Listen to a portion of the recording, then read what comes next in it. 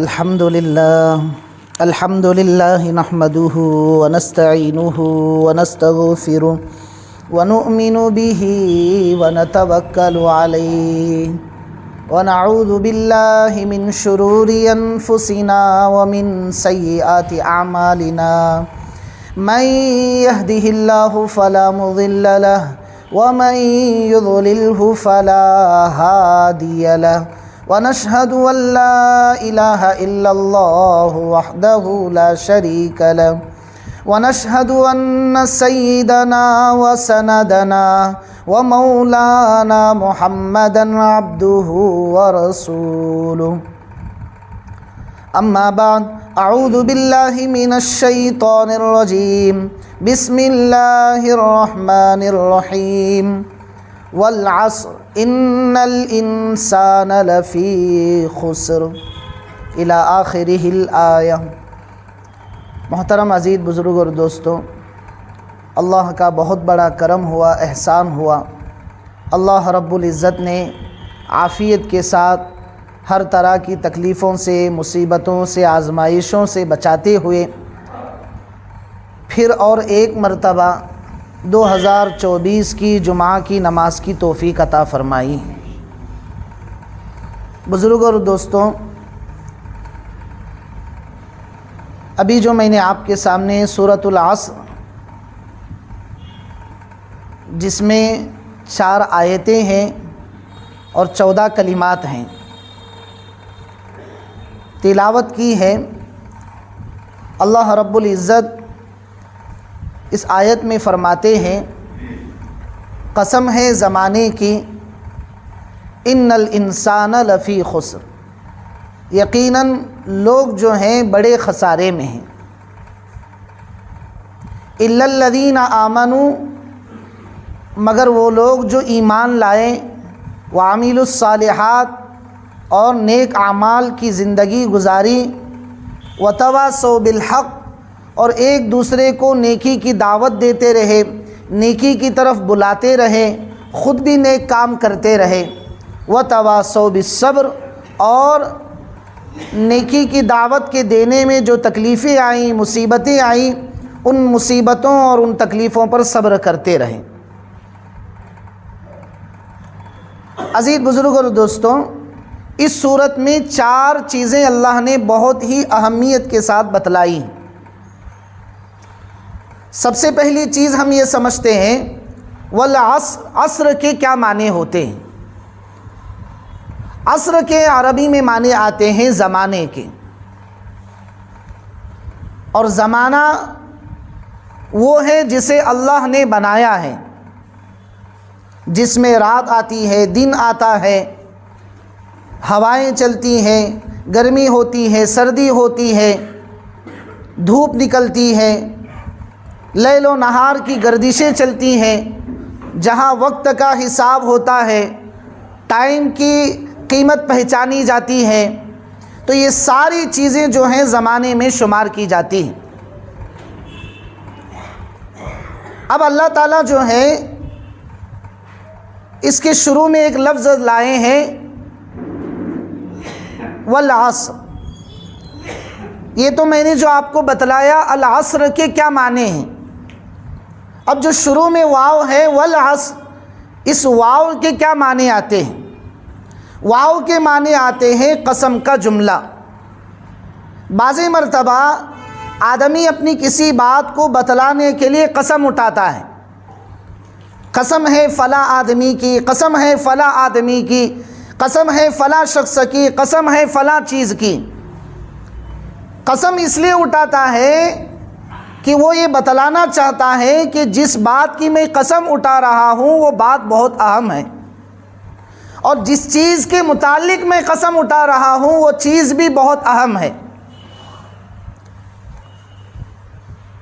اب یہاں سے ایک مسئلہ ہم یہ سمجھتے ہیں کہ انسان کو اپنی زندگی میں قسم کھانی چاہیے نہیں کھانی چاہیے۔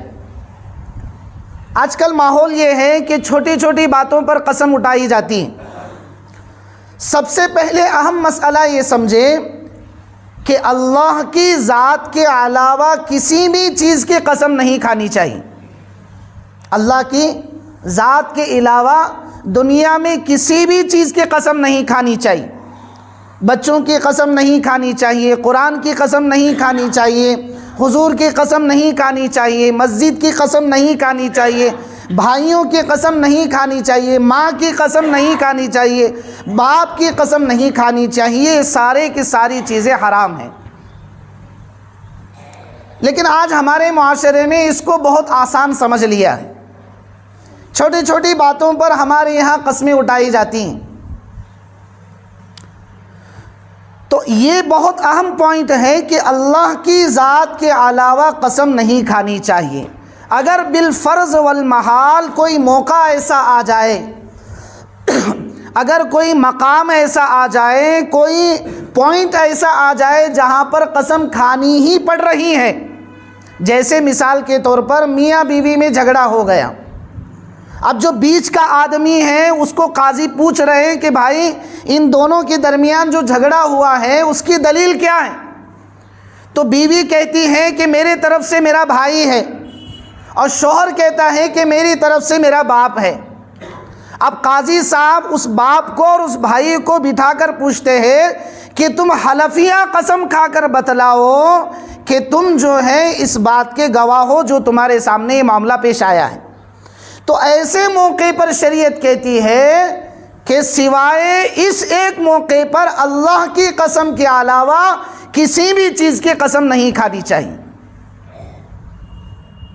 صرف ایک موقع ہے جہاں پر قسم کھانے کی شریعت نے اجازت دی، اور وہ موقع ہے دو خاندانوں کے درمیان ملانے کے لیے. اور دوسری چیز اللہ کی قسم کھانے کی اجازت ہے، غیر اللہ کی قسم کھانے کی بالکل اجازت نہیں. بیٹی کی قسم نہیں کھانی چاہیے، ماں کی قسم نہیں کھانی چاہیے، باپ کی قسم نہیں کھانی چاہیے، بھائیوں کی قسم نہیں کھانی چاہیے. اور جتنی چیزیں آج ہمارے معاشرے میں ہیں جو قسم کے حساب سے لی جاتی ہے، عزیز بزرگ اور دوستوں، اس طرح کی قسمیں ہمیں نہیں کھانی چاہیے.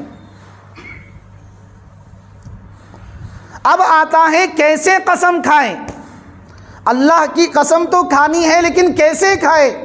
تو شریعت نے اس کا طریقہ بھی بتلا دیا کہ ہم زبان سے اگر کسی بات پر گواہ بن رہے ہیں، کسی دو اجڑ رہے ہوئے خاندان کو ملا رہے ہیں، دو بھائیوں کی دشمنی کو ختم کرنے کے لیے، ان کے درمیان محبت کو پیدا کرنے کے لیے اگر ہم قسم کھا رہے ہیں، تو ایسے موقع پر صرف زبان سے یہ کہے کہ اللہ کی قسم،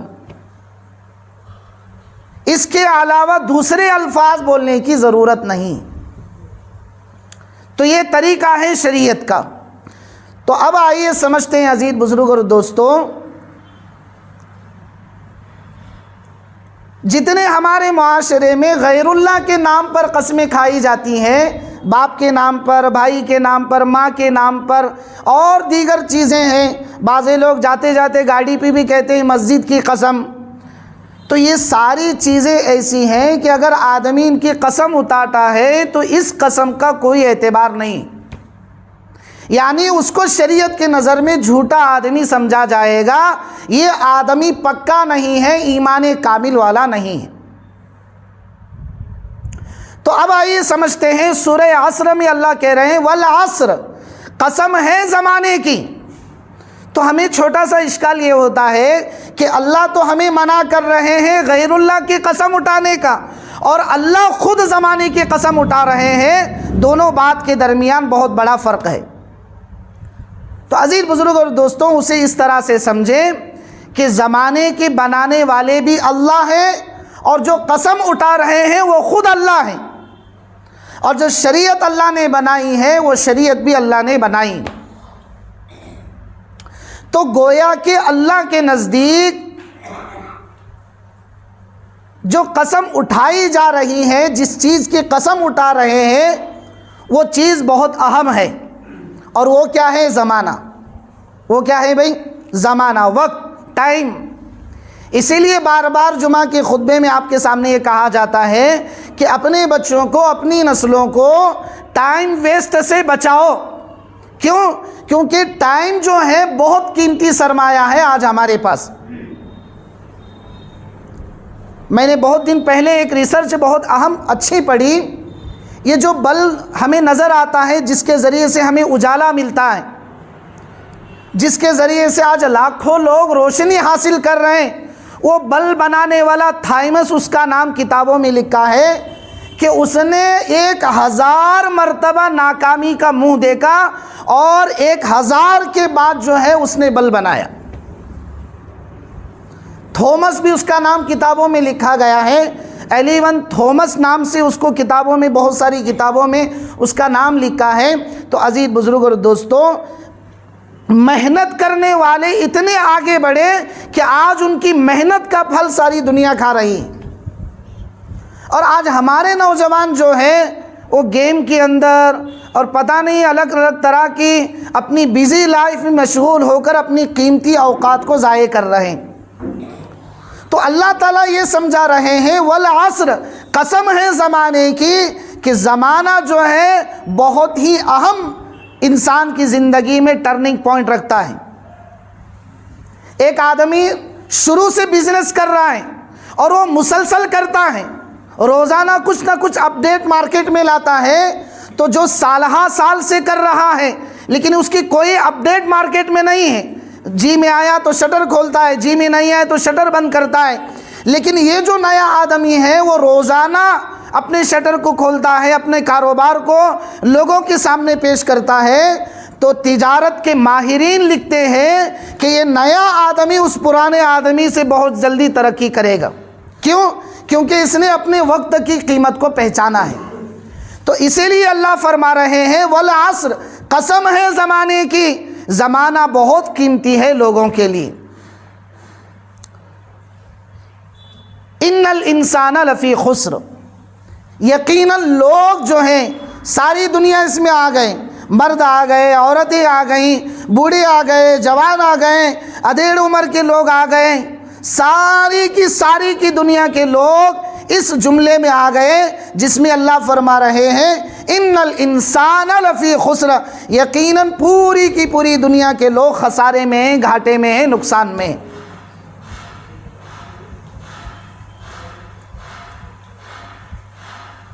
الا الذین آمنوا وعملوا الصالحات، لیکن 4 قسم کے لوگ ایسے ہیں جو خسارے میں نہیں ہیں، گھاٹے میں نہیں ہیں، نقصان میں نہیں ہیں۔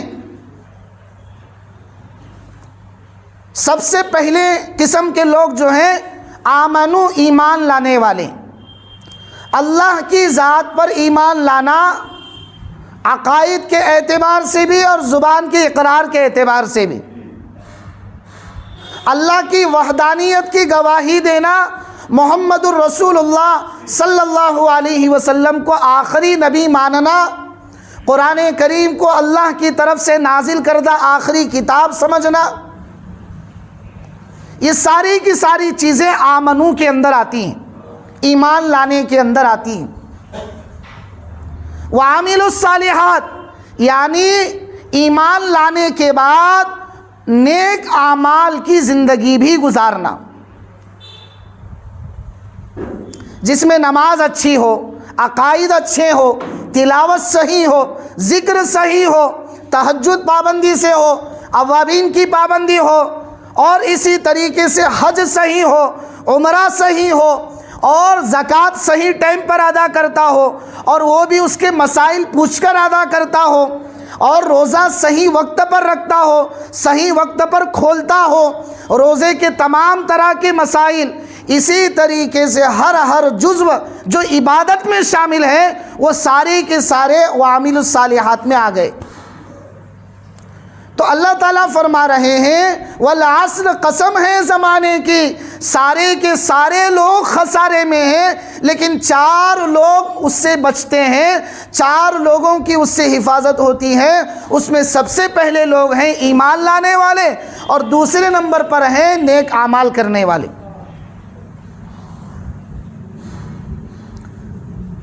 وَتَوَاصَوْا بِالْحَقِّ، اب 2 تو ایسے تھے جو انسان کی پرسنل زندگی سے تعلق رکھتے تھے، اب اخیر کے جو 2 ہیں وہ انسان کی پرسنل زندگی سے بھی تعلق رکھتے ہیں اور عام زندگی سے بھی تعلق رکھتے ہیں۔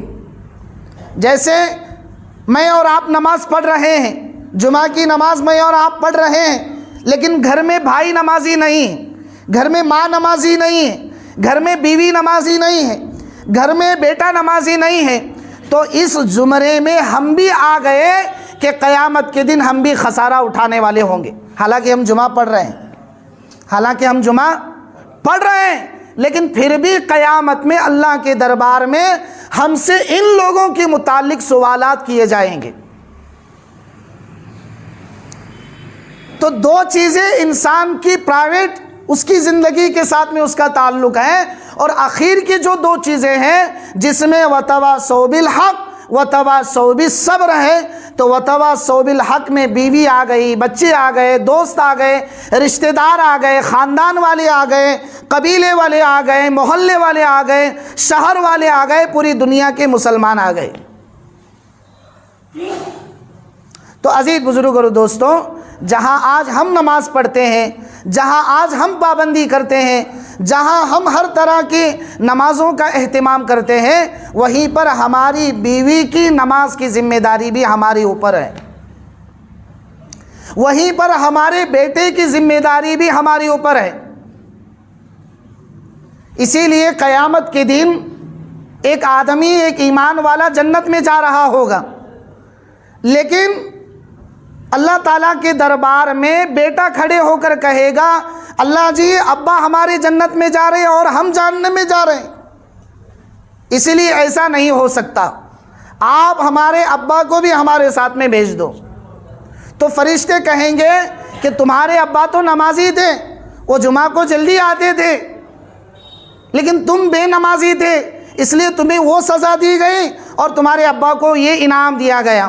تو بیٹا کہے گا کہ میں ان کے سامنے ہی بیٹھا رہتا تھا، بیوی کہے گی کہ میں ان کے سامنے ہی بیٹھی رہتی تھی، وہ میرے سامنے ہی سے چپل پہن کر مسجد جاتے تھے، وہ میرے سامنے ہی سے تہجد پڑھتے تھے، وہ میرے سامنے ہی صدقہ اور خیرات کرتے تھے، وہ میرے سامنے ہی بیٹھ کر قرآن کی تلاوت کرتے تھے، لیکن ایک دن ہمیں کبھی اس کی تعلیم نہیں دی۔